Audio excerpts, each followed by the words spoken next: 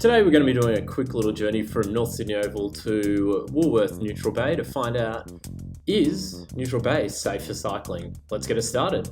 So we've just left North Sydney Oval and now we are on our way over to Neutral Bay, and we already hit a bit of a safety hazard. This bridge is a shared path, but it is extremely narrow, as you can see from that lady who just walked past me. It's only about a body length between cyclists and pedestrians, which just isn't safe enough.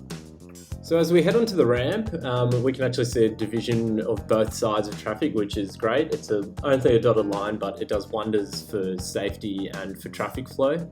This bridge was actually built a lot longer after the overpass, so it is a little bit better infrastructure. As we turn right here to head down Winter Avenue, there's actually a little bit of construction, so I just have to fast forward this bit. And we're back, so we're on Winter Avenue here, and good thing about this, we have a little separated bike lane only on one side, but it is quite a quiet street. It's a great example of why it is important to really consider topography when designing bike routes, as hilly areas, although they might be quieter streets, aren't that ideal for cycling.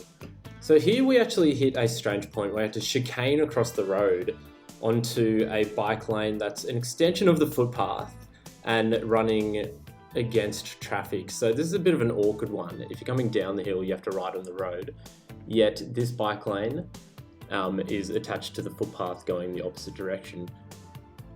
It's very good though. This is a separated bike lane and it provides much safer riding conditions for cyclists.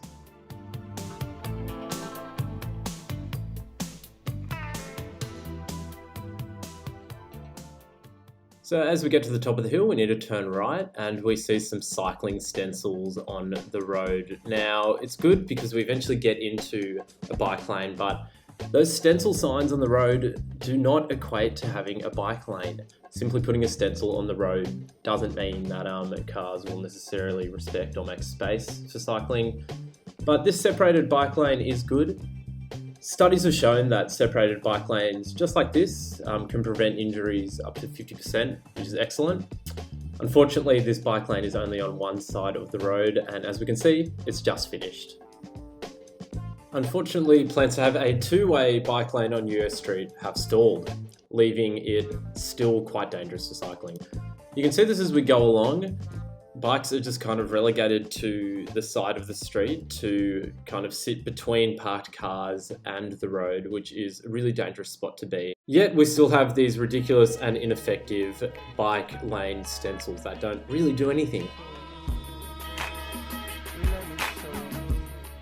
Oh, and there we are, another bike stencil that does absolutely nothing. So we are getting towards the end of Yeo Street here and still no bike lane or any type of protection for cyclists. It's unfortunate because if you actually look at the street, there is space for bike lanes.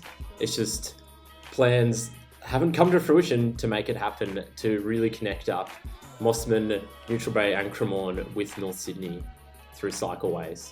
So when we actually have a look at the map, you'll notice that this is actually quite an effective route to go.